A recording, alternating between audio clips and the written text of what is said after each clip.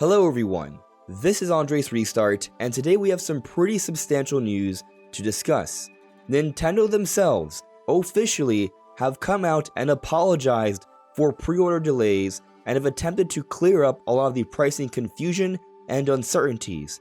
But then going beyond that, we have this developing story on VRR support with Switch 2. There's certainly some confusion surrounding that situation. But then even beyond that, we now have our first official Nintendo Switch 2 commercial.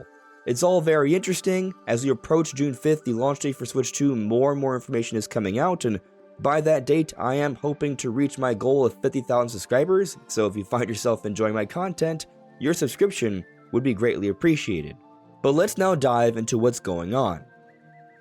So here we are, on Nintendo.com, the official website, and I clarify this because there's been so much misinformation and confusion going on, so many different outlets misrepresenting or misunderstanding things Nintendo has said, Nintendo very arguably misrepresenting things themselves and not perhaps having the best messaging they've always had. So I just want to make it clear, this is straight from Nintendo.com themselves. So here we are. We see the Switch 2 art, logo, all that stuff, and here it reads, Nintendo maintains Nintendo Switch 2 pricing, retail pre-orders to begin April 24th in United States. So here it reads, further on, retail pre-orders for Nintendo Switch 2 will begin on April 24th, 2025. At launch, the price for Nintendo Switch 2 in the US will remain as announced on April 2nd at $449.99, and the Nintendo Switch 2 plus Mario Kart World Bundle will remain as announced at $499.99.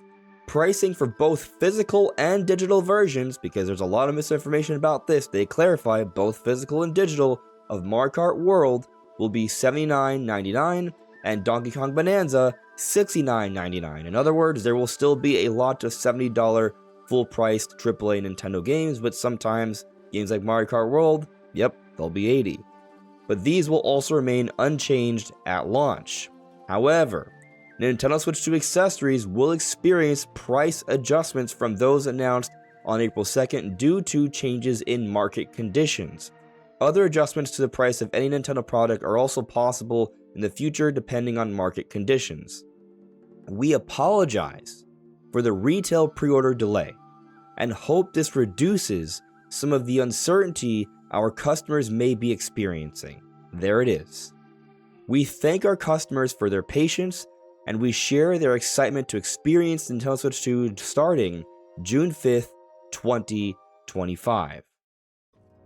Now I want to speak briefly on these market conditions that Nintendo is referring to here, because this is impacting not just Nintendo, but the entire world. A lot of people have been ganging up on Nintendo as of late, and some of those criticisms are certainly valid, but I think should also be understood that it's not just Nintendo that's making these pricey decisions here, because as we see, Sony is hiking up PlayStation 5 price by 25% as Trump tariffs bite. So yeah, prices are going up across the board. Here they say digital price for PS5 in the UK will rise to $430 and $500 in Europe as Japanese game developers cites challenging economic environment, very similar to market conditions. And for clarity, that's £430 in the UK and 500 euros in the rest of Europe. So understandably, people are going to be upset about these price increases, but I think we should at least take the W and appreciate that the announced price for Nintendo Switch 2 is remaining the same as is the games, at least for now. Something else I'll point out is that Bloomberg has been saying that they are estimating that the materials for Switch 2 will cost around $400 American dollars. So the fact that Nintendo is selling the Nintendo Switch 2 at $450 basically, they're basically selling almost at a loss or breaking even here. So a lot of people are arguing that the Switch 2 is overpriced. Maybe you feel that way, but it is costing Nintendo a fair bit here. So there are challenges, and I'm just happy that prices have not increased for the console and the games. However, there are new prices for the accessories. As we see here, this is still on Nintendo's website, the Switch 2 Pro Controller, $84.99, Joy-Con 2 pair, $94.99, the grip, the charging grip, $39.99, the strap, $13.99, the wheel set, $24.99, the camera, $54.99, the Switch 2 dock set, $119.99, and so on. I will point out that we do have some comparisons here for those who do not remember the original pricing. So here's a list. The Switch 2, the bundles, the games, those prices remain unchanged. However, the Pro Controller, $5 more expensive, the Joy-Con 2 pair, $5 more, the charging grip, $5 more, the strap, just $1 more. Although if you think about ratios, that makes sense. The wheel set, $5 more, the camera, $5 more, the dock set, $10 more. It is more expensive than most of the other things on this list. And so on as we see here. At least the SD Express cards are remaining the same price, $60. Personally, I'm okay with $85 for the Switch 2 Pro Controller. We've heard some really good things about the controller. So when you take market conditions into account, if I still want to enjoy this luxury of gaming with the Switch 2 Pro Controller, this is acceptable to me, I suppose. Yeah, of course, none of this is easy to swallow, right? But prices have certainly gone up, and clearly this has been a challenge for different gaming companies because they have to think about how fans will respond to the pricing, but also they are a business, right? So there certainly are challenges here. Now, something else I want to speak on in regards to these prices is that I think it's interesting how the wording is done here. It is left open that prices can change down the road. So as market conditions change, so can the prices for the Switch 2 console, the games, and the accessories. However, I will say that I personally strongly doubt that Nintendo will ever increase the price of the console or the games. The accessories, on the other hand, I can see those changing. My thinking on this is that with the games, with the console, those are the most important things, and they want to maintain a certain value long term. You look at how Nintendo typically handles things, their games, even their consoles, maintain a certain price now. Notice how the Nintendo Switch still hasn't gotten a price drop, yet we're about to get the Switch 2. And there's purpose behind this. One, if things continue to sell, then there's no reason to drop the price. This is a big advantage Nintendo has over its competitors like Sony and Microsoft. A lot of their games drop in price pretty quickly. Why? Because the games don't sell that well initially, so they drop the prices so they can improve sales. Nintendo, on the other hand, it's understood their games will maintain a certain price, there's a certain perceived value to that, and so they continue to sell at the higher price and no price drops are needed. And so I think Nintendo understands that they don't want to be bouncing around the price of the Switch 2 or its games, and so they pick this price, and maybe they might be selling at a bit of a loss if you account for tariffs, or it's going to be close. And what they're hoping to do is, with these accessories, make up for that a little bit, and as software sales continue, they'll make up for that as well.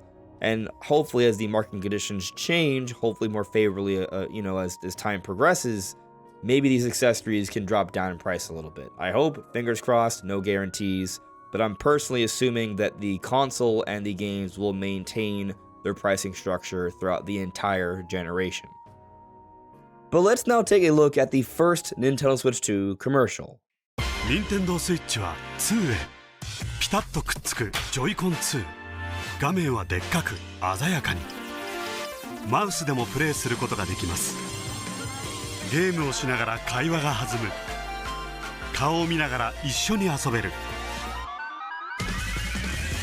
最初のソフトはマリオカートの最新作から全てが新しい Nintendo Switch 2 Okay, so what are my thoughts on the commercial? I think it's effective. It gets the point across. It shows off some of the early games for the first and second month, and I do find that to be quite curious. It does sort of seem like Nintendo has a big sort of plan in place for the first couple months where they're going to be pushing Mario Kart World, Donkey Kong Bonanza, Super Mario Party Jamboree plus TV set. But after that, there's still a lot of things that are not really set in stone yet. Going back to the pricing situation, we only have official pricing that's listed here for 2 games on the website, Mario Kart World and Donkey Kong Bonanza, because they're focused on that initial launch window. And I'm personally anticipating that there will be a June Nintendo Direct towards the end of June, where we'll get more information on other games, another update on Donkey Kong Bonanza, and we'll get a more clearer view of what's going on for the rest of the year from Nintendo. But it's going to be interesting to see Nintendo continue to push and market this console as we learn more about Mario Kart World and Donkey Kong Bonanza and this system, and we approach June 5th. Personally, my hype is growing. However, there is something else we've learned, or is an evolving story on this Switch 2 situation that I think we should speak on here. So, basically, as here reported by my Nintendo News, Nintendo has now removed all traces of VRR from the American, Japanese, Canadian, and European sites. So, VRR is variable refresh rate. For those that don't know what a refresh rate is, whenever you're buying a television or a monitor and they show like a number with HZ, that's the hertz. That's what the monitor or screen will refresh at.